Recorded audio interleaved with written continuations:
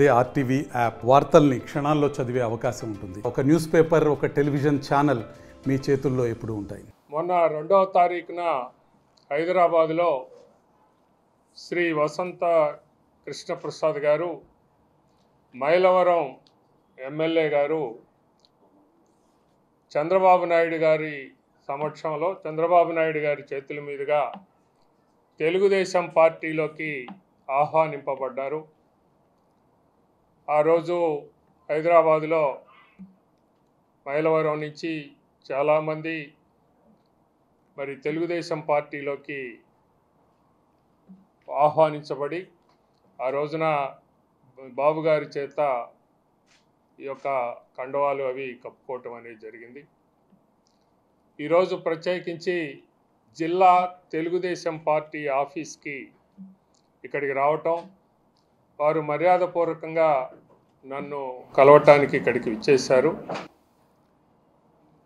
ఈ రోజు నుంచి పార్టీ కార్యకలాపాల్లో ఎప్పుడైతే ఆయన పార్టీలోకి ఆహ్వానించబడ్డారో ఆ రోజు నుంచే తెలుగుదేశం పార్టీ కుటుంబ సభ్యుడిగా ఆయన ఈ యొక్క పార్టీలోకి తీసుకోబడ్డారు. ఆయన ఇక నుంచి పార్టీ కార్యక్రమాల్లో అన్నిట్లో కూడా తన వంతు పాత్రని నిర్వహిస్తారు. ప్రత్యేకించి ఏదైతే తెలుగుదేశం పార్టీ ఐడియాలజీ సిద్ధాంతాలు ఉన్నాయో, లేక తెలుగుదేశం పార్టీ నియమావళి ఏదైతే ఉందో దాని ప్రకారం నిబద్ధుడై పనిచేస్తానని ఆయన ముందుకొచ్చారు. అందరికీ కూడా సంతోషం. ఆయన ఈ రోజున ఎన్టీఆర్ జిల్లా తెలుగుదేశం పార్టీలోకి మరి సభ్యుడిగా పూర్తి స్థాయిలో ఆహ్వానిస్తూ హృదయపూర్వకంగా మేమందరం కూడా ఈ రోజున స్వాగతాన్ని పలుకుతూ ఉన్నాం.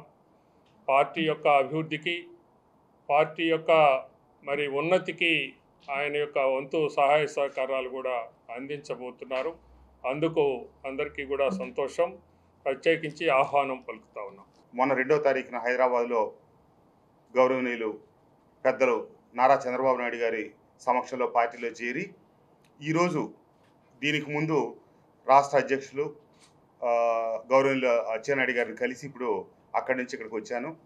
పెద్దలను కూడా కలిసి తెలుగుదేశం పార్టీ కుటుంబంలో ఒక సభ్యుడిగా నేను కూడా కార్యక్రమాలు నిర్వహించడానికి తొలి అడుగుగా పార్టీ కార్యాలయానికి వచ్చి అందరినీ కలిసి వెళ్దామని చెప్పి రావటం జరిగింది. తప్పకుండా రఘురామ్ గారు చెప్పినట్టు తెలుగుదేశం పార్టీ ఆశయాలకి, సిద్ధాంతాలకి అనుగుణంగా భవిష్యత్తు కోసం, ఈ రాష్ట్ర అభివృద్ధి కోసం పార్టీతో కలిసి పనిచేస్తానని చంద్రబాబు నాయుడు గారు, లోకేష్ బాబు గారి నాయకత్వంలో చంద్రబాబు నాయుడు గారు మళ్ళీ ముఖ్యమంత్రి కావడం కోసం నా వంతు నిరంతరం కృషి చేస్తానని చెప్పి ఈ సందర్భంగా తెలియజేస్తూ, తప్పకుండా తెలుగుదేశం పార్టీ కుటుంబ సభ్యులందరికీ నా హృదయపూర్వక ధన్యవాదాలు, నమస్కారాలు తెలియజేస్తూ, ఎందుకంటే నేను పార్టీలోకి వస్తున్నా అన్నందుకు చాలామంది పెద్దలు నన్ను వ్యక్తిగతంగా కలిసి ఫోన్ల ద్వారా మాట్లాడి ఆహ్వానం పలికారు. గతంలో నేను వైఎస్ఆర్ కాంగ్రెస్ పార్టీలో పనిచేసినప్పుడు కొంతమందిని ఏదైనా కారణాలతో వ్యక్తిగతంగా కానీ ఇతరత్రా కానీ పార్టీ పరంగా కొన్ని కార్యక్రమాల ద్వారా నా వల్ల ప్రత్యక్షంగా కానీ పరోక్షంగా కానీ ఎవరికైనా ఇబ్బంది కలిగితే వారికి నేను వ్యక్తిగతంగా క్షమాపణలు తెలియజేస్తూ, తెలుగుదేశం పార్టీలో మా కుటుంబం గతంలో చాలా క్రియాశీలక పాత్ర పోషించింది. నాన్నగారు 1965 నుంచి రాజకీయాల్లో ఉన్నప్పటికీ 1972లో తొలిసారిగా శాసనసభ్యుడు ఎన్నికైనప్పటికీ 1982లో పార్టీ ఆవిర్భావం నుంచి కూడా పార్టీలో చురుగ్గా పాల్గొనటం, కొన్ని కారణాల వల్ల తెలుగుదేశం రాజకీయాల నుంచి బయటికి రావటం, ఆయనతో పాటు నేను కూడా కాంగ్రెస్ తర్వాత ఇట్లా రకరకాల వైఎస్ఆర్ కాంగ్రెస్ పార్టీల నుంచి పనిచేయటం, ఏమైనప్పటికీ బాబు గారితో ఈ రాష్ట్ర భవిష్యత్తు ముడిపడి ఉందని, ఆధారపడి ఉందని, యువతకి ఉద్యోగ కల్పన కావచ్చు, ఈ రాష్ట్ర అభివృద్ధి కావచ్చు, అటు సంక్షేమం ఇటు అభివృద్ధి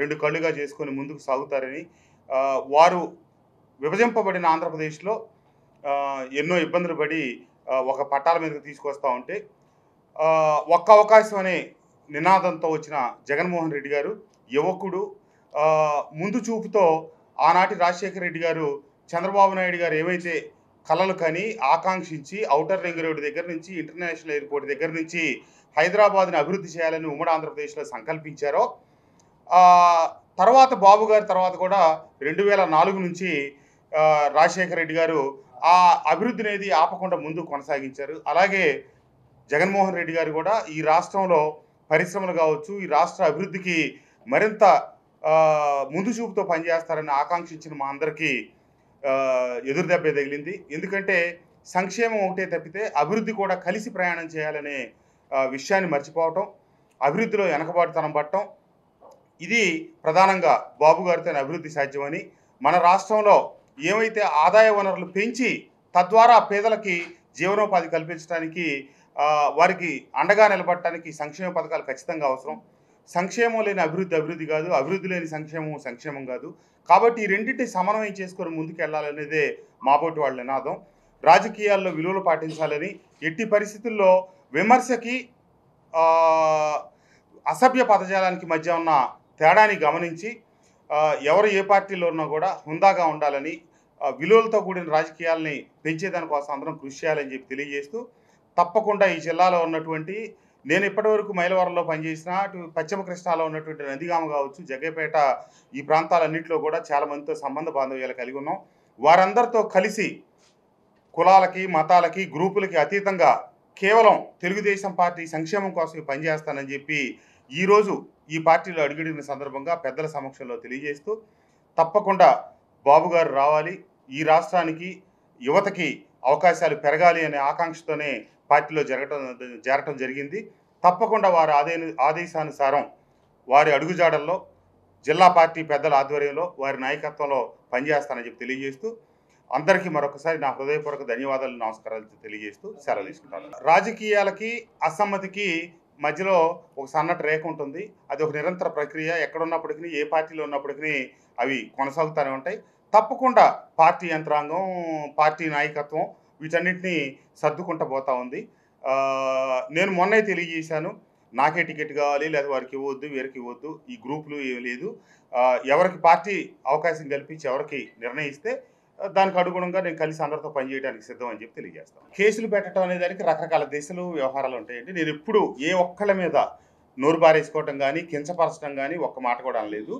కేసులు అనే విషయానికి వచ్చేటప్పటికి ఆ రోజు కొండపల్లికి సంబంధించిన అంశంలో కొందరి మీద కేసులు నమోదు చేయడం జరిగింది. అది ఆ రోజు ఉమా గారు తీసుకున్నటువంటి వైఖరి వల్ల పోలీస్ డిపార్ట్మెంటు 4 గంటల పైగా పోలీస్ స్టేషన్ ముందు కారు అద్దాలు తెచ్చకుండా, వారితో మాట్లాడకుండా, సహకరించకుండా ఉంటే వారు కేసులు నమోదు చేయడం జరిగింది. నేనుగా శాసనసభ్యుడిగా మైలవరం నియోజకవర్గంలో ఉన్నటువంటి తెలుగుదేశం నాయకులకి, కార్యవర్గ సభ్యులకి తెలుసు. ఎన్నో సందర్భాల్లో నేను కేసులు పెట్టకపోతే కనుక నా దగ్గరకు రాము అని చెప్పేసి కొంతమంది సర్పంచులు కూడా ఇబ్బంది పెడితే, సర్పంచులు రాని సంగతి కూడా తెలుసు అందరికి కూడా. నేను అక్రమ కేసులు పెట్టడానికి వ్యతిరేకని, ఎట్టి పరిస్థితిలో నేను ఎంకరేజ్ చేయను అని చెప్పి ఏ రకమైనటువంటి కేసులు పెట్టించిన విషయం తెలుగుదేశం నాయకులకు తెలుసు. ఆ రోజు కొన్ని కేసులు పెట్టిన మాట నిజమే.